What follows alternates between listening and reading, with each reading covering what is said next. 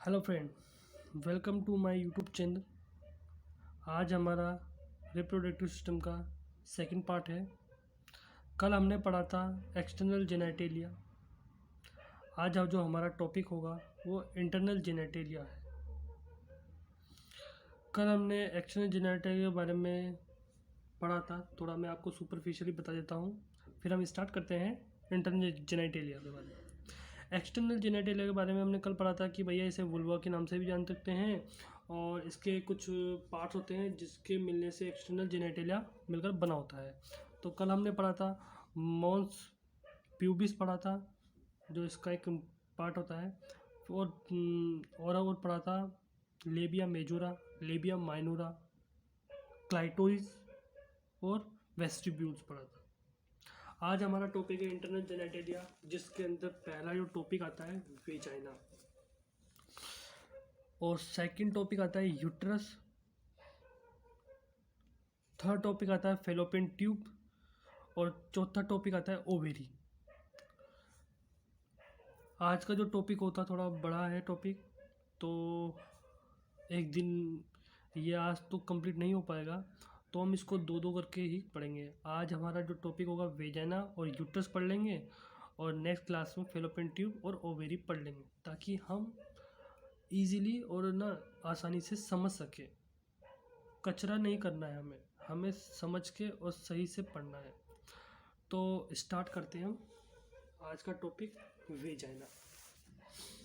ये जो वेजाइना है एक होलो स्ट्रक्चर है बच्चों। कैसी, एक मिनट रुको। तो सबसे पहले हम आज हमारा टॉपिक होगा वो होगा वेजाइना।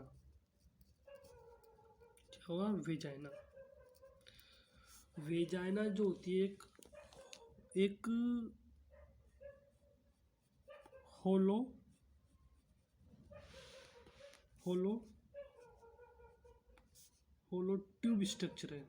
कैसी? एक होलो ट्यूब स्ट्रक्चर है, एक खोखली एक ट्यूब स्ट्रक्चर होती है, है ना। एक होलो ट्यूब स्ट्रक्चर होती है जिसकी जो लेंथ होती है ना वो होती है 3 से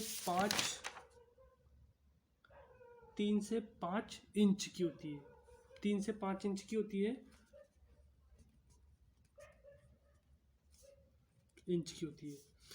अगर सेंटीमीटर में बोले तो 7 से 12 सेंटीमीटर लॉन्ग एक मस्कुलर ऑर्गन है। और इसकी पोजीशन की बात करें तो 45 डिग्री। तो कैसे? 45 डिग्री हॉरिजॉन्टल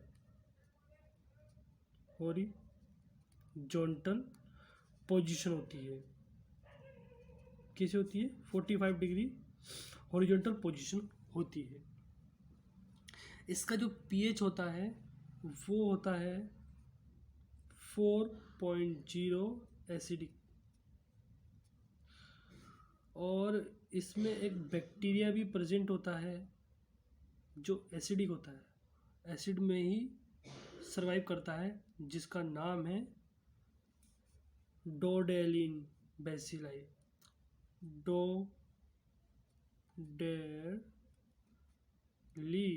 डोडेलिन बेसिलस। इसका एक अदर नाम भी है जिसे हम बोल सकते हैं एसिडोफिलस बैक्टीरिया या लैक्टोबैसिलस बैक्टीरिया। ये ट्यूब शेप है, इसमें एक पतली झिल्ली स्ट्रक्चर होती है, पतली सी लेयर होती है, पतली सी झिल्ली सी लेयर होती है, जिसे हम बोल सकते हैं हाइमन। क्या बोल सकते हैं? हाइमन। मतलब जो ये फिलोपियन वेजाइना होती है ना, वेजाइना के अंदर की ओर एक पतली सी लेयर होती है, एक झिल्ली होती है, जिसे हाइमन कहते हैं। क्या कहते हैं बच्चों? हाइमन कहते हैं। और इसका इम्पोर्टेंट रोल होता है, वेजाइना का इम्पोर्टेंट क्या रोल होता है? बर्थ केनाल, मतलब बच्चे को डिलीवरी कराने में इसका इम्पोर्टेंट रोल होता है। इसीलिए हम इसको किस नाम से, अदर नेम से जो जानते हैं, इसे known as a birth canal के नाम से भी जानते हैं। इसका फंक्शन की बात करें तो जैसे कि मान लो इसकी लोकेशन की बात कर लेते हैं एक बार, सॉरी, इसकी लोकेशन की बात कर लेते हैं। ये जो वेजाइना होता है ना, ये रेक्टम और ब्लैडर, जो यूरिनरी ब्लैडर होता है ना, उसके बीच में प्रेजेंट होता है। आगे की तरफ मान लो रेक्टम होगा और पीछे की तरफ मतलब यूरिनरी ब्लैडर होगा। इसके फंक्शन की बात करते हैं अपन। फंक्शन देखो, फंक्शन तो यही होता है कि भैया मेंस्ट्रुअल साइकिल के दौरान जो ब्लड होता है, वो जो होता है ब्लड होता है ना, वो इसी वेजाइना के माध्यम से बाहर आता है। और आपने देखा होगा जो ब्लड आता है ना, वो यूट्रस की जो दो लेयर होती है, एंडोमेट्रियम में जो एंडोमेट्रियम है उसकी दो लेयर होती है। एंडोमेट्रियम में भी एक तो होता है स्ट्रोटम फंक्शनलिस और स्ट्रोटम बेसिलाई। जो स्ट्रोटम फंक्शनलिस जो लेयर होती है ना, वो ब्रेक डाउन होती है, वो टूटती है और वो टूट के ही बाहर निकलती है ब्लड के रूप में। और वेजाइना का एक इम्पोर्टेंट फंक्शन भी है कि भैया जो सेक्स के दौरान स्पर्म इसके माध्यम से ही वेजाइना में या यूट्रस में जाता है, इसके माध्यम से ही इसका एक इम्पोर्टेंट रोल होता है। और इससे बर्थ केनाल भी होता है, बच्चा डिलीवर होता है इसके माध्यम से बाहर ही निकलता है। अब हमारा जो सेकंड जो टॉपिक होगा वो होगा जिसका नाम है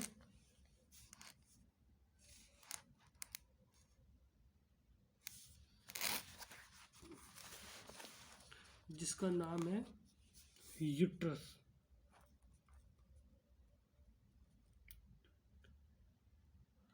जिसका नाम है यूट्रस।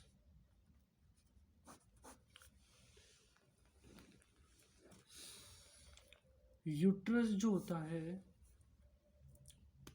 एक होलो स्ट्रक्चर है, जो कि इसको अदर नेम से भी नाम से जानते हैं, जिसका नाम है वोम्प नाम से भी जानते हैं इसको। किस नाम से? वोम्प नाम से भी जानते हैं।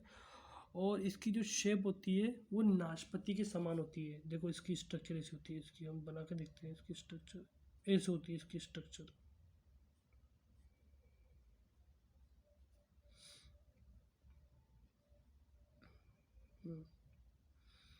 ये ऐसी होती है, मतलब नाशपाती के समान इसकी स्ट्रक्चर प्रेजेंट होती है। इसकी नॉर्मल पोजीशन की बात करें तो एंटीवर्टेड या एंटी फ्लेक्स जिसकी पोजीशन होगी ना,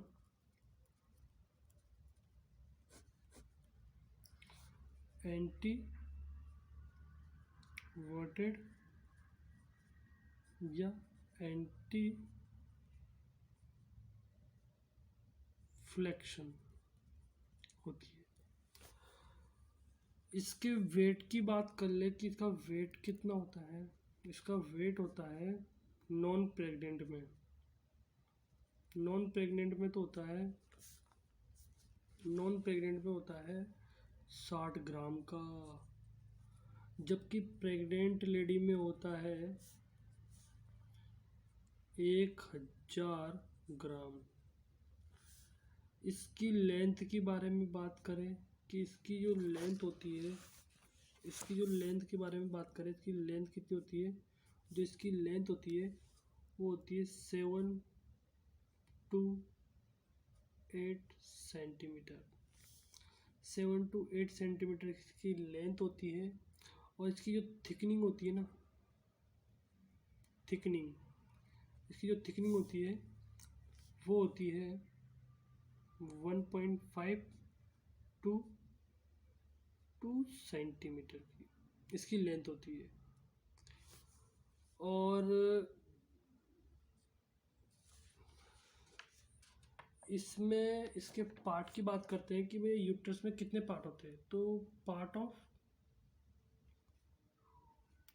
यूट्रस तो यूट्रस के जो पार्ट होते हैं, पहला जो पार्ट देख रहे होगे ये वाला पार्ट, इस पार्ट को बोलते हैं अपन फंडस। फंडस पहला पार्ट होता है फंडस, और ये वाला पार्ट होता है बॉडी। कौन सी होती है? फंडस और बॉडी। और ये जो ये पार्ट देख रहे हो ना, ये वाला पार्ट, इसे बोलते हैं सर्विक्स। फंडस का जो काम होता है, ये सबसे टॉप वाला पार्ट होता है फंडस का, मतलब यूट्रस का एक टॉप वाला पार्ट होता है, सबसे टॉप, सबसे फर्स्ट पार्ट जो होता है वो फंडस होता है।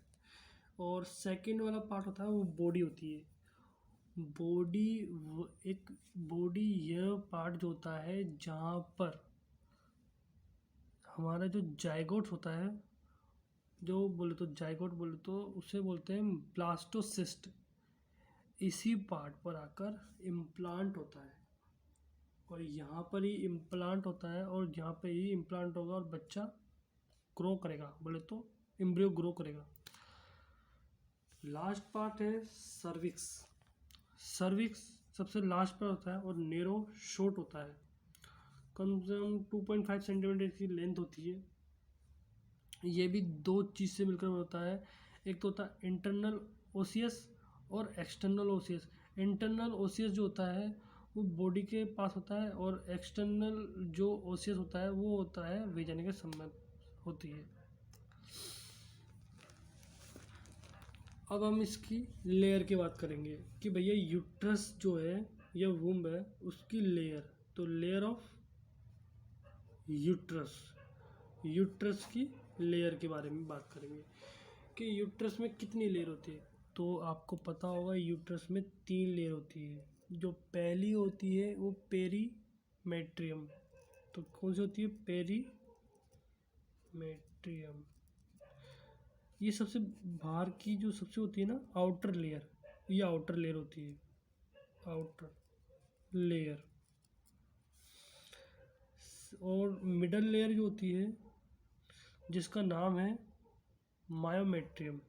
मायोमेट्रियम ये एक मस्कुलर स्ट्रक्चर है, ये मतलब मिडल लेयर है, और एक मस्कुलर स्ट्रक्चर होता है जिसका इम्पोर्टेंट रोल होता है प्रेगनेंसी के टाइम यूट्रस को कॉन्ट्रैक्ट करने में। बहुत इंपॉर्टेंट रोल होता है कि प्रेगनेंसी के टाइम यूट्रस को कॉन्ट्रैक्ट करता है ताकि फिटस जो होता है इजीली रूप से बाहर की ओर एक्सपेल आउट हो सके, है ना। तो थर्ड जो होता है एंडोमेट्रियम, ये सबसे इनर लेयर है, इनर लेयर होती है। आपको पता होगा कि एंडोमेट्रियम जो होता है इसका इम्पोर्टेंट रोल होता है, इसी लेयर के अंदर जो जाइगोट होता है वो इसी लेयर पर इम्प्लांट होता है वो, और यही लेयर जो होती है मेंस्ट्रुअल साइकिल के दौरान यही टूटती है। इसके अंदर 2 स्ट्रक्चर होती है। पहली होती है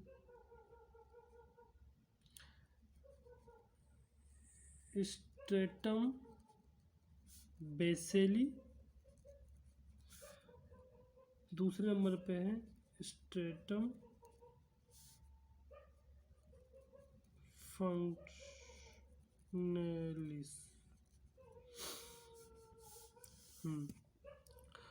जो मेंस्ट्रुअल साइकिल के दौरान जो लेयर टूटती है और वो टूट कर ब्लड के रूप में आपको दिखाई देगी ना, वो स्ट्रेटम फंक्शनलिस दिखाई देती है। यही लेयर जो होती है जो कि प्रेगनेंसी वो जो साइकिल के दौरान टूटती है, यही लेयर टूटती है।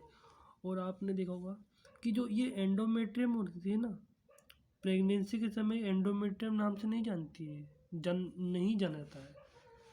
इस लेयर को डेसिडुआ के नाम से जानते हैं। प्रेगनेंसी के मतलब जैसे ही इम्प्लांट होता है उसको डेसिडुआ के नाम से डेसिडुआ के नाम से जानते हैं। अब हम बात करेंगे लिगामेंट ऑफ यूट्रस, मतलब यूट्रस के लिगामेंट के बारे में बात करेंगे कि लिगामेंट